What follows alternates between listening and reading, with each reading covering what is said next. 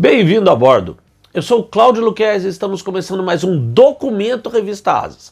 Junto aqui com o Kowalski e os nossos parceiros, a Embraer, a El Sistemas, Liber Aerospace, Goodyear e Hangar 33. E não deixa de dar o seu curtir e comentar, hein? Tudo isso permite a gente melhorar cada vez mais. E passa já na nossa loja, tem muitas novidades. Edição nova da Asas que você pode ter aproveitando a nossa nova assinatura contínua, com comodidade e economia.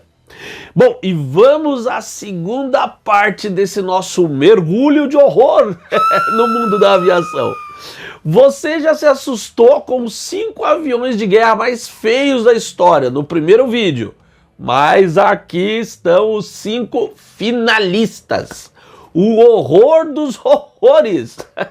Santos Dumont talvez tivesse queimado 14 bis antes do voo se soubesse que iam criar essas monstruosidades a partir da sua invenção.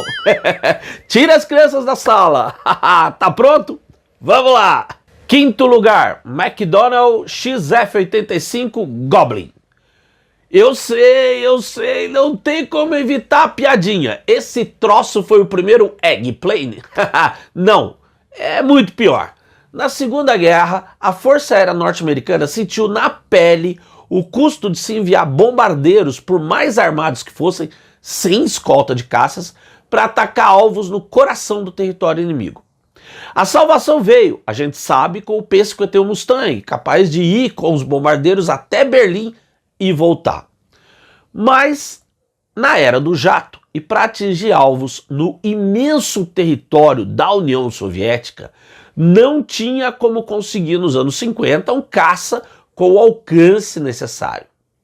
Aí, ainda no final dos anos 40, um gênio da McDonnell Aircraft pensou num pequeno caça a jato parasita, levado pelo próprio bombardeiro, para ser lançado caso surgisse algum caça inimigo. A USAF estava em busca de um bombardeiro intercontinental, aquilo que viria a ser o gigantesco Convair B-36 Peacemaker. E a turma da McDonnell conseguiu convencer a USAF de que o seu caça parasita era o ideal para proteger o futuro bombardeiro estratégico. O caça tinha de ser o menor possível para caber no bomb bay do bombardeiro. Para ser lançado e depois recolhido, presta atenção, era usado um trapézio extensível. Imagina isso numa situação de combate real. E o sentenciado piloto do caça que ia ter de enfrentar MiGs com esse troço.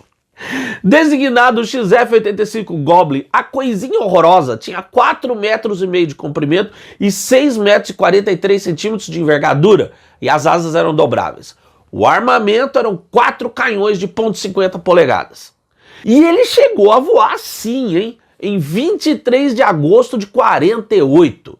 E quase terminou em tragédia, quando o piloto de testes Edwin Forresman Schock percebeu que a turbulência no avião-mãe, que era um EB-29 adaptado, tornava quase impossível reatracar no trapézio.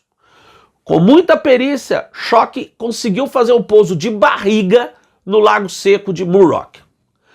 Depois de reparo e diversas modificações aerodinâmicas, mesmo assim, nunca se conseguiu um voo completo de sucesso, com o caça retornando e se prendendo ao trapézio para ser recolhido. Tudo sempre terminava de barriga no Lago Seco.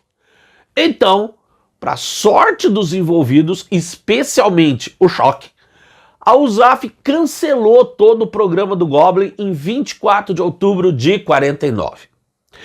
E se é que alguém inveja uma distinção dessas, Edwin Forresman Schock foi o único piloto a ter voado o XF-85. Quarto lugar, AMIO 143.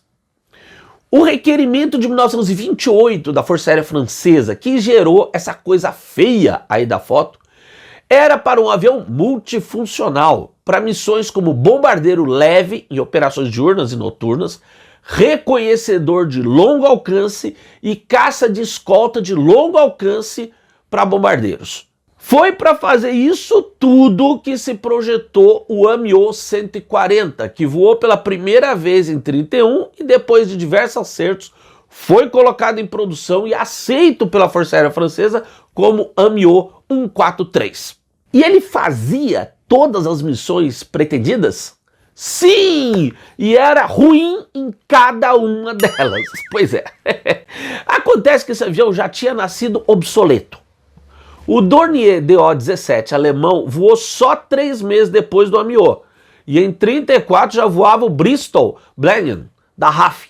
Enquanto o bimotor inglês chegava a 428 km por hora e o alemão a 410, o máximo que o AMIO 143 conseguia eram 295 km por hora. E era muito menos manobrável que os outros dois. Mesmo assim, 138 foram construídos. E quando a França entrou na Segunda Guerra, havia 5 grupos em serviço no território metropolitano francês, mais um no norte da África. E os AMIO 143, com suas corajosas tripulações, até que se bateram com valentia diante da muito mais moderna e poderosa Luftwaffe. Mas que era horroroso de feio, isso era. Terceiro lugar, General Aircraft Fleet Chador. Já ouviu dizer que de boas intenções o inferno tá cheio? O General Aircraft 38 Fleet Chador foi meio isso, tá? Esse monstrengo britânico nasceu da ideia de uma aeronave de patrulha de longo alcance capaz de patrulhar o mar, localizando e seguindo as frotas navais inimigas por longos períodos de tempo, transmitindo informações e a posição por rádio para o comando da Royal Navy, a Marinha Britânica. Devia poder operar tanto de terra quanto de porta-aviões. E para seguir os navios de guerra inimigos, devia conseguir voar muito lento, a apenas 70 km por hora, e com uma autonomia mínima de 6 horas. Para a época era impressionante.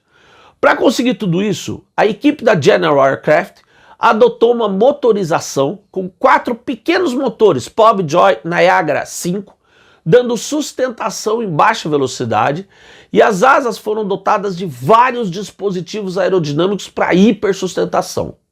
E o avião recebeu uma posição de observador toda envidraçada no nariz, com o piloto posicionado bem acima, que aliás para mim deu para ele uma cara de um Essex. Não, compara.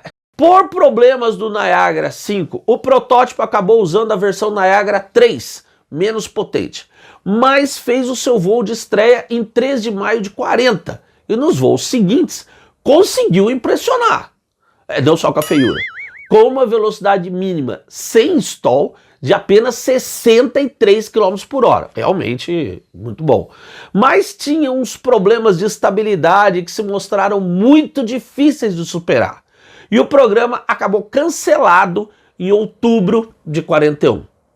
Por fim, vale dizer, o aparecimento de radares em aeronaves para detecção de embarcações e até de submarinos instalados em aviões de longo alcance, como os Consolidated Liberator, tornou obsoleto o próprio conceito original do feioso Fleet Chador.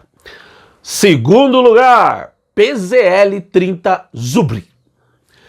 De todos os aviões feios da Segunda Guerra, esse polonês é, para mim, o campeão. E não sem motivo. É outro como o AMIO 143. Já nasceu velho e obsoleto. O PZL-30 foi projetado por Zbigniew Chokosky, caramba que nome, no início dos anos 30, como um avião de passageiros de 12 lugares. Felizmente para os viajantes, a companhia aérea polonesa LOT preferiu comprar o Douglas DC-2. Alguém imagina o motivo? Pois é. Mas o Zbigniew não era de desistir. E aí converteu o projeto num bombardeiro. A Força Aérea Polonesa estava para receber um bombardeiro médio, esse sim, moderno, 37 Wash. E a ideia é que o PZL-30 fosse uma alternativa conservadora, caso o bem mais avançado 37 falhasse. Essa coisa de alternativa conservadora nunca funciona, tá? Mas não falhou. E as tripulações das esquadrilhas de bombardeiros poloneses deram graças a Deus por isso. Na verdade, o conservador PZL-30 fez seu primeiro voo em março de 36, apenas 3 meses antes do primeiro voo do muito mais moderno PZL-37. Bom, e com o sucesso desse apenas 15 Zubr foram construídos e o modelo acabou sendo usado apenas para instrução. Também como o Amiot 143, o Zubr era muito lento para sua época, chegando ao máximo de 380 km por hora. E para piorar, se fosse usado como bombardeiro, a sua carga de bombas era quase ridícula, apenas 660 quilos. Mas está aqui, tendo sua história contada pela gente, porque era feio de doer. E agora, o grande campeão, o mais feio dos feios, a aeronave que Edgar Allan Poe e H.P. Lovecraft teriam criado se tivessem estudado engenharia. Primeiro lugar, Volt V-173. Se avião bonito voa bem, a primeira condição de beleza para um avião é ele parecer um avião. E é por isso que o nosso grande vencedor, o feio dos feios, o pesadelo de bicho-papão, é o Volt V-173. Porque ele parece tudo de panqueca a guarda-sol na praia, menos um avião. E pensar que saiu da mesma empresa que fez um dos mais fantásticos caças da Segunda Guerra, o F-4U Corsair. Então, o que aconteceu para aparecer essa coisinha assustadora? A coisa toda começou na década de 30, na cabeça do engenheiro aeronáutico Charles H. Zimmerman, que criou o conceito de uma aeronave discoide, num design que ficou conhecido como Zimmer Skimmer. A ideia era uma aeronave capaz de decolar e pousar com uma corrida muito, muito curta, quase na vertical. E ele acabou atraindo o interesse da US Navy, que lhe deu financiamento para testes em túnel de vento e para um demonstrador de conceito tripulado. E esse aí foi o V-173, que logo foi apelidado de Flying Pancake, panqueca voadora. Tinha um único motor Continental de 80 HP, que acionava 2 enormes hélices. E por mais bizarro que possa parecer, o V-173 fez com sucesso seu primeiro voo em 23 de novembro de 42, com o piloto-chefe de testes da Volt, Boone Guyton.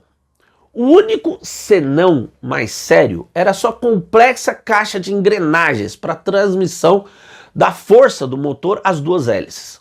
Boone reclamou um pouco do design do cockpit e umas outras coisinhas.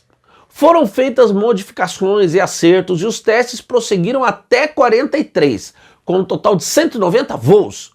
E os habitantes das cercanias em Connecticut registrando na polícia os avistamentos de um objeto voador não identificado. Diferente de qualquer avião. Pois é, mas não era um disco voador. Mas o V-173 tinha qualidades reais, por mais incrível que você possa achar. Charles Lindbergh, ele mesmo, chegou a pilotar a panqueca voadora e achou o aparelho incrivelmente fácil de pilotar. Ele e o próprio Boone também atestaram uma incrível qualidade. O V-173 não só tinha capacidades excepcionais em velocidades muito baixas, ele era quase impossível de estolar. De fato, o aparelho estolava a pouco mais de 70 km por hora e pousava com apenas 40 km por hora. O último voo foi em 31 de março de 47 e Zimmerman tinha aprovado o seu conceito, tanto que a US Navy chegou a contratar o desenvolvimento de um protótipo de caça, o XF-5U, maior, armado e construído todo em metal. Com tudo que tinha sido aprendido com o V-173, o estimado é que o XF-5U tivesse uma velocidade máxima de mais de 720 km por hora, brincadeira, e uma velocidade de stall, acredite, de míseros 37 km por hora. Mas o XF-5U nunca chegou a voar. O advento dos caças a jato, inclusive embarcados em porta-aviões, acabou com todo o programa. E assim terminamos essa nossa lista dos 10 aviões de guerra mais feios da história. Mas claro, quem ama o feio, bonito lhe parece. Cada um na sua, né? E qual a sua lista? Conta pra gente aqui comigo e com o Kowalski no canal da Revista Asas, o melhor da aviação e sua história e cultura no YouTube. E não esqueça, pensar faz bem. Um grande abraço e até o próximo voo.